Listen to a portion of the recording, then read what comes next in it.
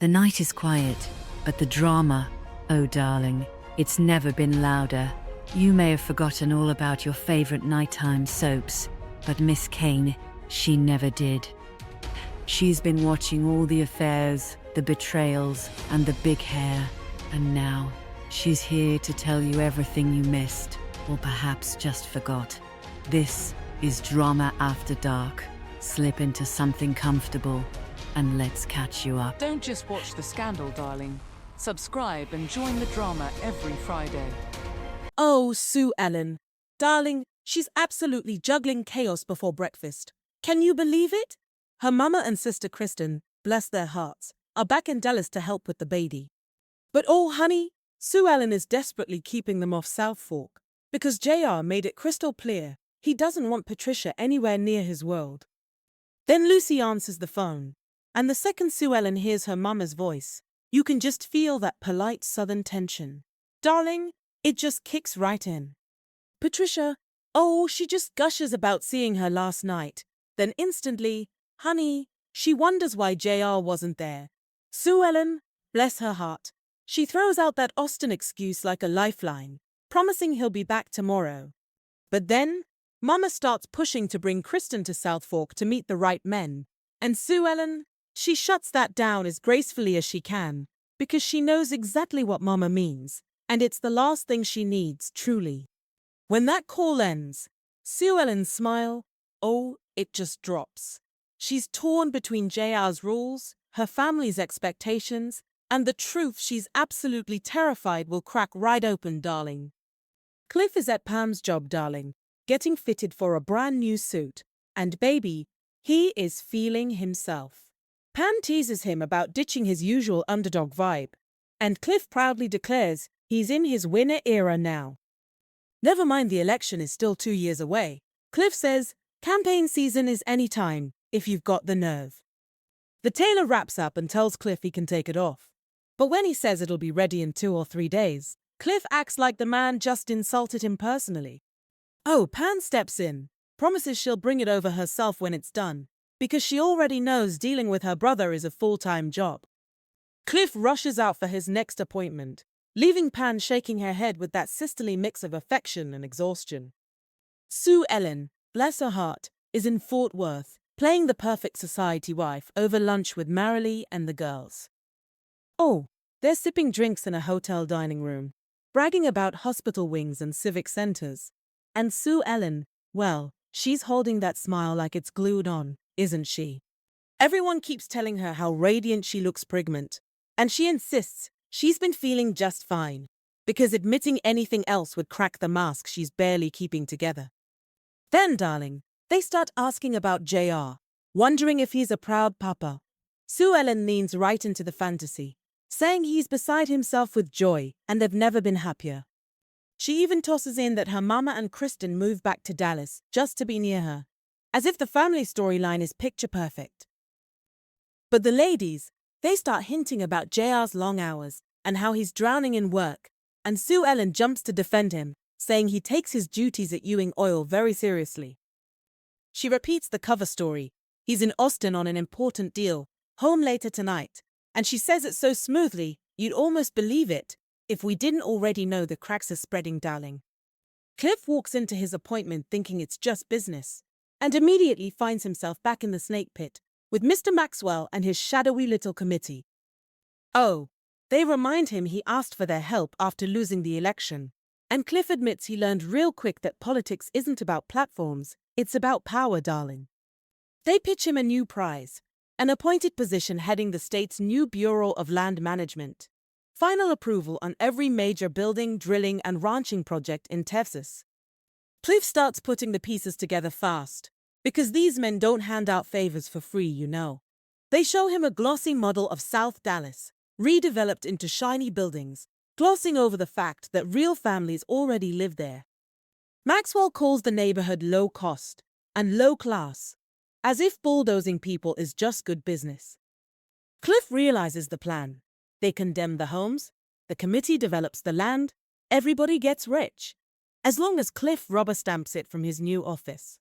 He pushes back, refusing to sell his soul, and walks out.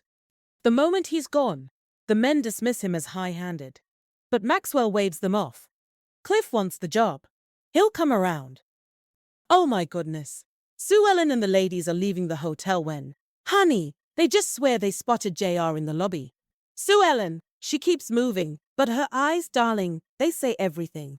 She knows exactly who that man was. And back at South Fork, she comes home. Oh, she is ready for a fight. She barely gets her coat off before JR just walks in on her, catching her still heated and shaken. He comments on her drinking, like he's the authority on morals, and she asks about his trip. When he gives one honest answer, she just fires back that it's the first truth he's told her in ages. Then she lets it all out, doesn't she? She saw him in Fort Worth with another woman, right after she'd just finished lying to protect him. She calls him on the humiliation, the disrespect, the months of deceit. JR doesn't deny it. Oh no, he just downgrades the woman to charming, which somehow, darling, makes him look even worse. Sue Ellen tells him she's done being embarrassed, done being lied to. JR hits back hard, questioning the baby's paternity with that cold smile he saves for cruelty. She tells him he'll accept this child because it could be his, and he's going to start acting like the father she tells the world he is. When he pushes again, she warns him that if it ever happens again, she'll leave. JR reminds her she loves the money and prestige too much to walk away, and she finally snacks, telling him he can go straight to hell. Sue Ellen, darling, shows up at Cliff's apartment, just shaken and absolutely done pretending. Cliff, well, he opens the door, simply stunned, reminding her they can't do this anymore. But she asks him, please, and he, bless his heart, steps back to let her in. He asks how she got away, assuming JR must be gone. Sue Ellen says, oh, he's very much in town, and right now, I don't care where he is. Cliff wants to know what that has to do with them, and she admits she isn't even sure. She just knew she needed to see him. Cliff tries to shut it down, saying what happened between them is over, but Sue Ellen tells him, it isn't that simple. I'm carrying a baby, she says, and it could be his. Cliff says he already knows, and hates the thought of his child being raised a Ewing. He accuses her of chasing some romantic fantasy, and she fires back that he's the one who started all this. He insists she belongs at South Fork, and that seeing her only makes everything harder. But Sue Ellen refuses to go home tonight. She won't give JR the satisfaction. She asks if this night is really so different from the other time she came to him. And Cliff admits it is. She tells him, maybe tomorrow I won't need him, but tonight, I need him. I really need him. It's the next morning at South Fork, and darling, Sue Ellen's absence hits the breakfast table before the coffee even settles. Miss Ellie notices her car is gone and asks JR what Sue Ellen is up to so early. JR brushes it off, claiming her mother must have arranged something. Lucy chimes in, surprised Sue Ellen would be up and out before sunrise. JR keeps the lie rolling, calling it some sort of ladies' affair he doesn't pay attention to, acting like nothing about his wife ever crosses his mind. Miss Ellie suggests Sue Ellen should bring her mother and sister out to the ranch. JR says she's thinking about spending a few days with them to get reacquainted, smoothing over the night with another easy excuse. Jock asks about Kristen's age, wondering if Lucy might help her meet people, but Lucy dodges it, saying she's busy. JR shuts the whole idea down anyway, saying Patricia already has Kristen's life mapped out. Miss Ellie gets up to leave with Jock for the doctor's appointment, and the whole table is left pretending everything is fine, even though Sue Ellen never came home. Oh! JR shows up at Patricia's place early, putting on that polite smile he saves for women he underestimates. Patricia greets him like royalty and pulls him inside, proud of the little house they're renting while they settle in. JR pretends he stopped by expecting Sue Ellen, but really he's fishing and buying time. Patricia insists on getting him coffee, and before he can protest, she's calling upstairs for Kristen. And baby, Kristen comes down those steps like she's making an entrance. She's all grown now, bold as ever, and fully aware of the effect she's having. She flirts right out the gate, asking if he remembers her, pointing out she's changed since he last saw her. JR plays it cool, but he notices. Kristen leans in, asking where Sue Ellen is, and JR lies easily, saying she'll be there shortly. Kristen says that's fine, gives them time to talk. Patricia beams, bragging about how beautiful Kristen is, and how her daddy hopes she'll marry, just as well as Sue Ellen did. JR assures her she won't have any trouble, and Kristen answers with a smile that says she already knows that. Baby, the sun isn't even high yet when Sue Ellen tries to slip out of Southfork with 2 full suitcases, looking like a woman who reached her breaking point and kept walking. But Bobby catches her, and honestly, he looks more confused than concerned. She's surprised he even noticed, and that tells you everything about the last 7 years of that house. She tells him she can't live with JR's mess anymore. She loves South Fork, sure, but loving a place don't mean you can survive the man in it. Bobby tries the classic Ewing optimism, saying maybe the baby will bring them together. And Sue Ellen shuts that down quick. If anything, it pushed them further apart. She asks for help getting gone before JR shows up, and Bobby finally steps up. And wouldn't you know it, JR rolls in right on cue, asking if Sue Ellen's home, like he didn't run her straight out that door. Bobby tells him she left him, and JR acts like it's a joke. Typical. The minute Bobby walks away, JR's true colors slip out. He gets on the phone, hires a man to tail her, and gives the address.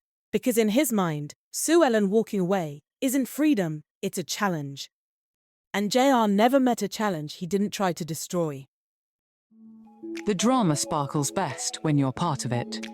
Subscribe and stay close, like a whispered secret. Leave a comment, tell us what has you gasping, because every scandal deserves an audience. Sue Ellen, bless her heart, arrives at her mama's door with a suitcase and, darling, a storm right behind her. Patricia, she immediately mentions JR stopped by earlier, and Sue Ellen, well, she bites back that he was just wondering where she'd run off to. She asks if Mama's going to comment on the suitcase, and Patricia, she only notes how expensive it is, proving exactly what she truly values, doesn't it? Sue Ellen, finally, she just says the truth. Being married to a rich man means absolutely nothing when that man is JR. Patricia, darling, she bristles, so proud of shaping her into the perfect wife. Sue Ellen calls Christine in, saying she deserves to hear how Mama's grooming her for the very same trap. Christine, she just shrugs, saying JR doesn't seem all that bad, and Sue Ellen, with a sigh, tells her that's precisely the problem. Sue Ellen, she says, Mama never taught her how to live with a man who cheats and leaves her all alone while he's off with someone else. Kristen asks if she's really leaving because of that, and Sue Ellen, she just can't believe how little they think her pain matters. Patricia, darling, she insists the Ewing baby deserves its birthright. Sue Ellen, she nearly laughs at the sheer logic of it all. She says she didn't come to fight, she just needed a place to stay. For a moment she regrets coming, but Patricia, she softens, tells her she's welcome. And Sue Ellen, exhausted, thanks her. Sue Ellen, bless her heart, slips away from Patricia's house long enough to make a quiet little call. She reaches Cliff, voice low and urgent, telling him she knows he hates her calling, but darling, she simply needs to see him. He hesitates only a second before asking where. She tells him noon, his apartment, and hangs up before her courage cracks. Meanwhile, over at Ewing Oil, Jock storms in like a Texas thundercloud. Oh, honey! He marches past the secretary and straight into JR's office, demanding to know what in the hell is happening at home. Teresa already told him Sue Ellen left with 2 bags, and Jock is furious. This is blowing up right before the baby. JR tries to spin it, blaming Sue Ellen's peculiar behavior since getting pregnant, but Jock isn't buying a drop of it. No, he isn't. He tells his son Miss Ellie is worried sick, and he is too. That grandbaby was supposed to be born at South Fork, not in the middle of some mess JR created. Jock gives him a final warning. Fix it, bring Sue Ellen home, and don't make him look like a liar in front of Miss Ellie. And JR, cornered by the one man he actually fears, promises he'll do whatever it takes, even if whatever it takes is exactly what Sue Ellen's running from. Sue Ellen, darling, she shows up at Cliff's place, mind made up, and she tells him she needs to speak without interruptions. She's done, honey. She tells him flat out, she's leaving JR. Now, Cliff, he doesn't know what to say, so she pushes for something, A reaction, a feeling, anything to show she isn't talking to a brick wall. Bless her heart. He finally asks if she's leaving because of him. She says partly, but she'd have walked away regardless. He asks what she plans to do, where she'll go, and she snaps that she came here because she thought they had a real chance at happiness. Cliff asks if she really thinks JR will let that happen. Sue Ellen throws it back. Is Cliff going to let JR beat him again? Let him raise her baby. Cliff finally cracks. Oh yes, he does. He wants her. He wants the baby, but he won't let her use him just to hurt JR. He reminds her she'll have to learn to live without all that Ewing money in the comforts of South Fork. Because he's nowhere near that world. Sue Ellen says she can try, if she knows he truly wants her. And Cliff softens, taking her hand. He tells her they'll try together. Over at Ewing Oil, Chile, JR is pacing like a man waiting on gospel when Dan Marsh finally shows up. The secretaries clear out fast. Oh, they already know this isn't the kind of meeting you linger around for. Dan steps in, stun-faced, and JR offers him a drink, which he turns down. That's when JR knows it's bad. Dan says he didn't want to share anything over the phone, and baby, the reason becomes clear fast. He tells JR, Sue Ellen's movements were easy to follow. Too easy, in fact. She went to a man's apartment earlier in the day, and she's right back there tonight. Once they knew who the man was, they traced the pattern and found the two of them have been meeting for months. Can you believe? JR asks for a name, calm as ice, and when he hears it, he actually laughs. Of all the men in Dallas, Sue Ellen chose him. Well, it bruises his ego in a brand new way. Dan asks if they should keep the surveillance going, and JR, already shifting into vengeance mode, says yes. Because now, it's time to deal with old Cliff Barnes.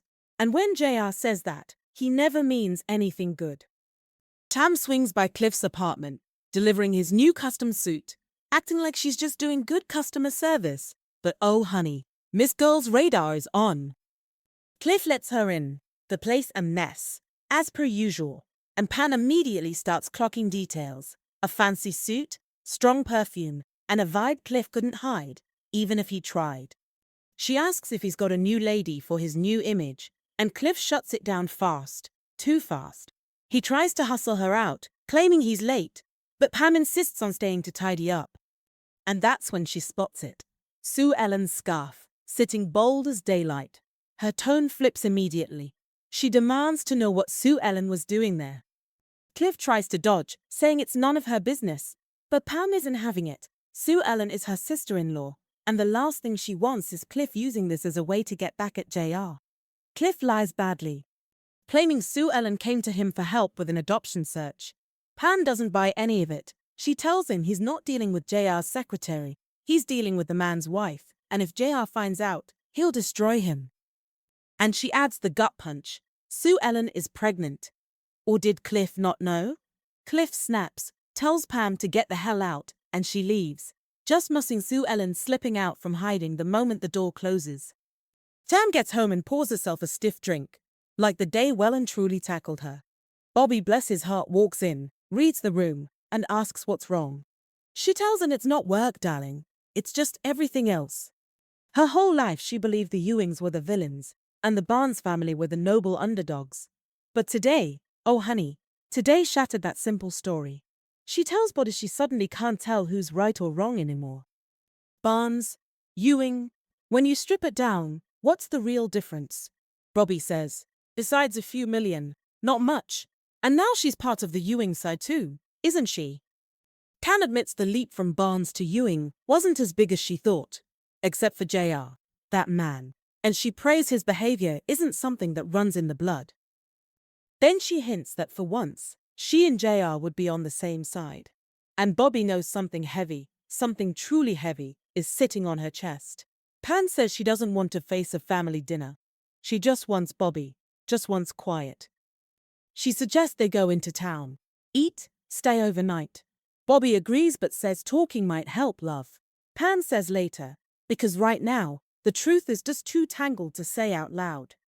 Cliff comes back to his office, and, oh honey, he finds that massive model from Maxwell's crew already installed, like a warning shot. He tells his secretary to brace herself, because when Maxwell calls, it won't be pretty. Then she buzzes again. JR, Ewing is here. JR walks in hot, saying he should have killed Cliff in that field. Cliff shoots back he didn't have it in him. JR says that was before he learned Cliff was romancing his wife. He calls Cliff a cheap little man dreaming above his station, and Sue Ellen an expensive lady he'll never afford. Cliff asks if JR's here to buy him off. JR says he won't need to. Cliff will fold on his own. Cliff pushes back, says Sue Ellen's carrying his baby and they'll build a life. JR reminds him the baby could be either man's, but either way it'll be raised a Ewing. Cliff warns Jock won't like hearing his grandchild might be a Barnes.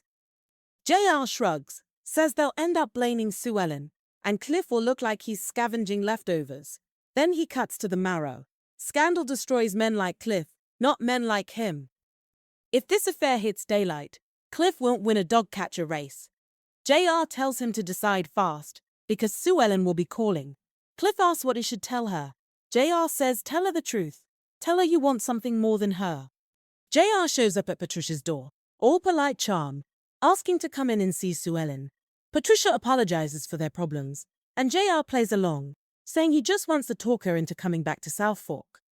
Once Patricia steps aside, he goes straight to the point. He tells Sue Ellen he wants her home. She asks if it's because he loves her. He doesn't even pretend, and she tells him that's exactly why she's not going. JR says he's willing to overlook her affair with Cliff Barnes. Sue Ellen fires back that she's not overlooking his. That's when he shows his teeth. He tells her if he wants to, he can have her dragged to a hospital, make sure she comes out without a child, and everyone will just whisper miscarriage.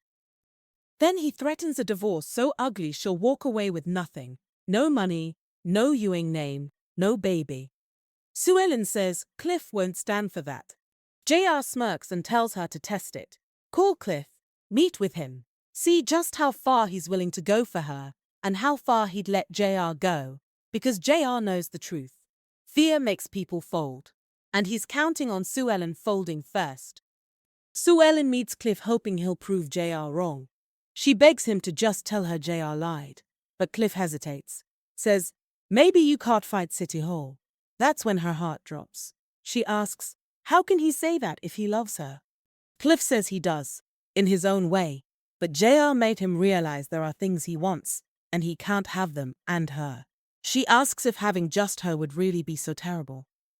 Cliff admits it would be, if it cost him everything he's been chasing. He says JR pushes certain buttons, and maybe he has to learn to play the other man's game. Sue Ellen looks at him, shattered, and asks if she's just the marbles in that game. Cliff can only say he's sorry, and she tells him he'll never know how sorry she is. JR is waiting outside like he knew exactly how this would go. He orders her into the car, tells her her bags are packed, they're going home for a nice family dinner, and she can explain her little visit to Mama. Then he adds he'll be out late afterward, no need to wait up. Later, Cliff walks back into his office and makes the call. He tells Maxwell he wants the appointment, he wants the power, and Maxwell can have anything he wants in return. Cliff hangs up, proud and hollow, saying, that's how you play the game. Baby, thank you. You're the reason this drama keeps pouring. I see you liking, commenting, sipping right along with me, and I love you for it. Now for the rest of y'all just watching from the sidelines, what's the holdup? We're sitting at 29 subscribers, more than halfway to 50, and I want you in this family. Go on, hit that button. Let's make it official before JR stirs up the next mess. You bring the shade, I'll bring the bourbon. Deal? Well, wasn't that deliciously messy? Miss Kane walked you through the drama, and trust me, the secrets are just starting to spill. But don't think it's over, darling. There's always another scandal waiting in the shadows. This has been Drama After Dark. Until next time, we'll be watching. We you.